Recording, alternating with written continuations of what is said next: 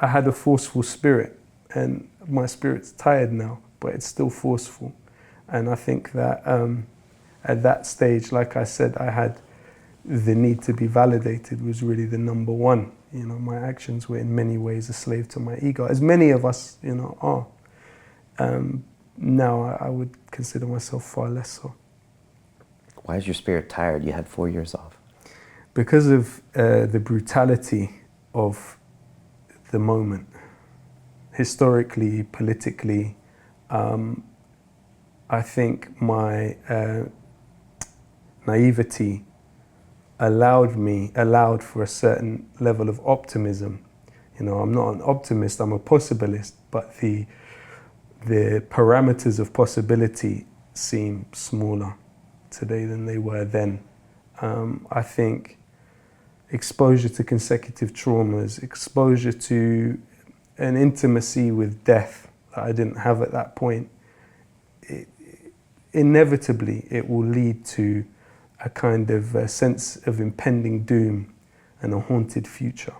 And I think that, you know, I think if you don't have a sense of a haunted future at this stage, you know, when you have 97% of scientists that work on the climate, you have NASA, you have the US Army, you have ExxonMobil, actually in consensus that the carbon emissions that we are creating, that our civilization is creating, are leading us to a stage where organized human life as we know it may not be possible to the extent that we're used to. You know, you can't help but think, if you think generations ahead, you can't help but worry, you know, and you can't help but feel that these things are really important and need to be resisted. And this stuff weighs heavy on you. Of course. Yeah. Of course. And sometimes that sense of optimism, if you hold it for too long, it can drain you. Yeah.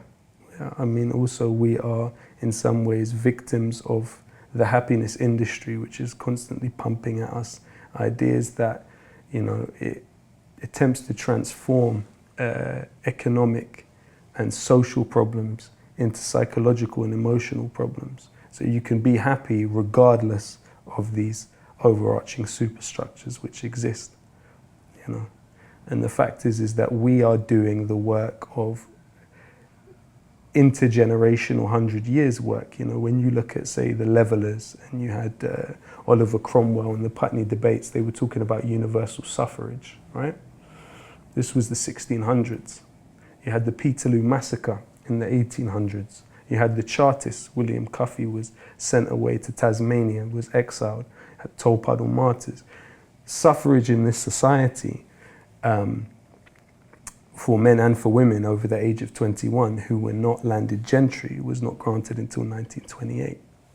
You know, and of course women had the right to vote in Azerbaijan before they had the right to vote here. You know, this was from the 1600s to 1928. This was the work of, you know, and that's not to kind of depict this society as an ideal society. I don't have that chronological arrogance, as C.S. Lewis called it.